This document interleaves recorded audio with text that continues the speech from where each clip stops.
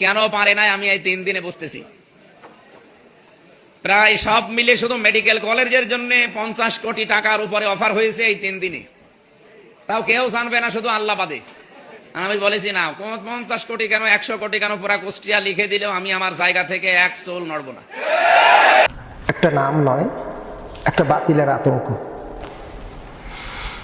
আসুন আমরা মুফতি আমির হামজার বিষয় নিয়ে কিছু কথা বলব, যেটা সোশ্যাল মিডিয়াতে ব্যাপক আলোচিত। একজন এমপি, একজন ইসলামিক স্কলার, একজন দায়ী, একজন জনপ্রিয় একজন ইসলামী আলোচক, কুষ্টিয়া 3 আসন অর্থাৎ কুষ্টিয়া সদর আসন থেকে যিনি নির্বাচিত হয়েছেন, এই মুফতি আমির হামজার নির্বাচিত হওয়ার পরে তার অবস্থান এবং পরিবেশটা কেমন, এ বিষয়ে আমরা কিছু আলোচনা করি। অবশ্যই এই আলোচনা থেকে আপনি একটা বিষয় উপলব্ধি করতে পারবেন যে সৎ লোকের শাসন প্রতিষ্ঠিত হলে সমাজ এবং দেশের রূপরেখা কেমন হয় তার জ্বলজ্বন্ত প্রমাণ। মুফতি আমির হামজা অলরেডি কুষ্টিয়ায় একটি মেডিকেল কলেজ অর্থাৎ একটা হাসপাতাল রয়েছে, যে হাসপাতালটা জন্ম লগ্ন থেকে শুরু করে অদ্যাবধি পর্যন্ত বেহাল অবস্থা, ব্যাপক একটা কঠিন পরিস্থিতির মাধ্যম দিয়ে হাসপাতালটি দাঁড়িয়ে রয়েছে। এই হাসপাতালে না রয়েছে ঠিকমতো সেবা যত্ন, না হাসপাতালের কোনো উন্নতি রয়েছে। মুফতি আমির হামজা এমপি শপথ গ্রহণ করার পরই তিনি হাসপাতালে পরিদর্শন করতে আসলেন। হাসপাতালের কন্ডিশন দেখে তিনি মনক্ষুণ্ণ হলেন। হাসপাতালকে পুনর্নির্মাণের জন্য, হাসপাতালের যে বৈষম্যগুলো আছে সেগুলো দূর করার জন্য এবং হাসপাতালের উন্নতির জন্য তিনি কাজ যখন হাতে নিয়েছেন, ঠিক সেই মুহূর্তে মুফতি আমির হামজার উপরে নানান দিক দিয়ে প্রেশার কিট করা শুরু করেছে।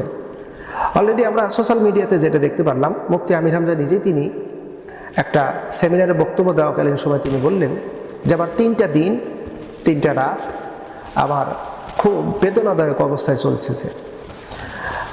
আমি রাত্রিতে ঘুমাতে পারি না। বিশ্বের বিভিন্ন রাষ্ট্র থেকে আমার কাছে টেলিফোন আসতেছে এবং আমাকে অফার দেওয়া হচ্ছে আমি যেন এই হাসপাতালের উন্নতির কোনো কাজ যেন না করি।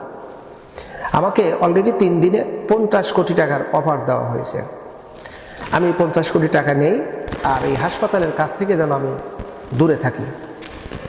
আমির হামজা তিনি তার বক্তব্য উপস্থাপন করেছেন যে 50 কোটি কেন, পুরো কুষ্টিয়া জেলাটা যদি আমার নামে লিখে দেওয়া হয় তথাপিও আমি আমার দায়িত্ব থেকে এক বিন্দু পিছু পা আমি হব না। আমি আমির হামজা 1 টাকার দুর্নীতি আমি করব না, 1 টাকার আমি ঘুষ খাবো না। আমি ন্যায় ইনসাফ প্রতিষ্ঠার লক্ষ্যে আমি যাবতীয় কাজ করে যাব আমার নিঃশ্বাস যতক্ষণ আছে। প্রিয় বন্ধুরা, এই হলো মুফতি আমির হামজা।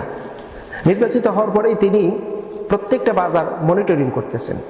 বাজারের প্রত্যেকটা দোকানদারের কাছে তিনি উপস্থিত হচ্ছেন, সাথে যাচ্ছেন ডিসি অথবা জেলা ম্যাজিস্ট্রেট অথবা টিওনো অথবা এটিএনও, অর্থাৎ প্রশাসনকে সাথে নিয়ে তিনি অলরেডি প্রত্যেকটা বাজার মনিটরিং করতেছেন এবং প্রত্যেকটা বাজারের দ্রব্যমূল্যের দামের ব্যাপারে তিনি জাস্টিফাই অর্থাৎ যাচাই বাছাই করতেছেন। মালটা কত দিয়ে কেনা, কত টাকায় বিক্রয়। যদি কেনা এবং বিক্রয়ের মধ্যে যদি বেশি পার্থক্য দেখা যাচ্ছে, সেখানে ভ্রাম্যমাণ আদালত বসে জেলা ম্যাজিস্ট্রেট মুহূর্তের মধ্যে জরিমানা করতেছে এবং বলে দিচ্ছেন মুফতি আমির হামজা যে দ্রব্যমূল্যের দাম ঊর্ধ্বগতি করা যাবে, দ্রব্যমূল্যের দাম নিয়ন্ত্রণ করতে হবে। কারণ আপনি যা দিয়ে কিনেছেন সামান্য লাভে আপনি বিক্রয় করেন, এতে দেশ এবং জাতির বড় উপকার হবে। এই কাজের ক্ষেত্রে মুফতি আমির হামজা ব্যাপক প্রশংসা অলরেডি পেয়ে গেছেন। গোটা বাংলাদেশে সবার মুখে একটা আলোচিত নাম হিসাবে পরিচিত আবার নতুন করে লাভ করতেছে মুফতি আমির হামজা একজন এমপি। কেউ বলতেছে ফাটাকাষ্টের ভূমিকায় মুফতি আমির হামজা, কেউ বলতেছে না ন্যায় ইনসাফ প্রতিষ্ঠার লক্ষ্যে মুফতি আমির হামজা। মুফতি আমির হামজা তিনি বলেছেন যে আমার এই সদর আসনে আমি কোনো চাঁদাবাজি হতে দেব না। আমার এই সদর আসনের ভিতরে আমি কোনো মাদক দ্রব্য সেবন বিক্রয় সম্পূর্ণটাই আমি বন্ধ করে দেব। এখানে মাদক সরাসরি করতে আমি দেব না, দুর্নীতি আমি হতে দেব না, ঘুষ লেনদেন আমি কাউকে করতে দেব না। এমনকি এক কথা হলো, তার প্রত্যেকটি কথা হলো দেশ এবং জাতির কল্যাণের কাজে যা যা করণীয় আমি করব। আমি হারাম খাবো না, হারাম কাউকে খেতে দেবো না। সবচেয়ে ইন্টারেস্টিং বিষয় হলো মুফতি আমির হামজা তিনি কথা বলেছেন যে আমার নামকরণ করে আমার শুভাকাঙ্ক্ষিত কোনো ব্যক্তি যদি অন্যায় কোনো কাজ করে তাহলে আমি ভুলে যাব সে আমার কে, তাকেও আমি আইনের আওতায় নিয়ে আসব এবং তার উপরে কঠিন থেকে কঠিনতর শাস্তি যাতে হয় সেই পদক্ষেপ আমি গ্রহণ করব।